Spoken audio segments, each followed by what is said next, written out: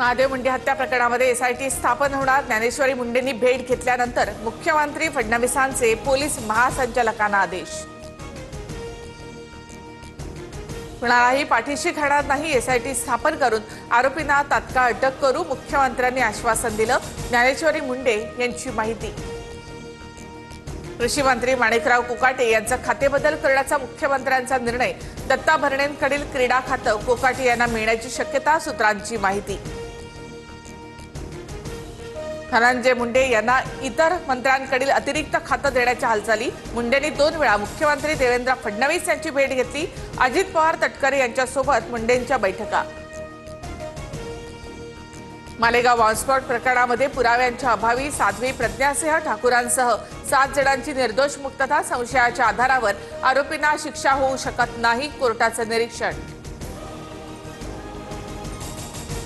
हिंदू समाजाला दहशतवादी दाखवण्याचा प्रयत्न करणाऱ्या काँग्रेसने जाहीर माफी मागावी, मालेगाव प्रकरणाच्या निकालानंतर मुख्यमंत्री फडणवीसांनी सुनावलं। 17 वर्ष शिक्षा भोगली, अधिकारांचा गैरवापर करून आम्हाला शिक्षा दिली, सामान्य माणसाला असा त्रास पुन्हा होऊ नये। निकालानंतर कर्नल पुरोहित यांनी कोर्टाचे आभार मानले। या निकालानंतर सुद्धा सरकार सुप्रीम कोर्टामध्ये जाणार का? दोषींवर कारवाई झालीच पाहिजे, सक्षम पुरावे न मिळाल्यामुळे कुणाला सोडलं जात असेल तर असं होऊ नये, हर्षवर्धन सपकाळ यांची प्रतिक्रिया। भगवा आतंकवाद दाखवून काँग्रेसकडनं हिंदुत्ववादाला बदनाम करण्याचा प्रयत्न, मात्र सत्य कधी पराभूत होत नाही, उपमुख्यमंत्री एकनाथ शिंदेंचा काँग्रेसवर हल्लाबोल।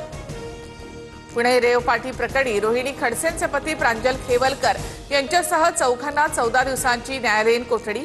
खेवलकर सध्या येरवडा जेलमध्ये, उद्या जामिनासाठी अर्ज करणार। काँग्रेस नेते कैलास गोरंट्याल यांचा भाजपात प्रवेश। मुंबईमध्ये प्रदेशाध्यक्ष रवींद्र चव्हाण आणि रावसाहेब दानवेंच्या उपस्थितीमध्ये पक्षप्रवेश। सरकारकडून लाडक्या बहिणींना रक्षाबंधनाला भेट मिळणार। जुलै-ऑगस्टचे 3000 रुपये खात्यामध्ये एकत्रित जमा होणार, सूत्रांची माहिती। जायकवाडी धरण 91% भरल्यामुळे 18 दरवाजे उघडले। 9000 क्युसेक्सना पाण्याचा विसर्ग सुरू। मंत्री राधाकृष्ण विखे पाटील यांच्या हस्ते जलपूजन। भंडारा जिल्हा बँकेवर महायुतीचे एकहाती सत्ता, थांबवलेले 6 निकाल जाहीर। महायुतीचा 17 तर महाविकास आघाडीचा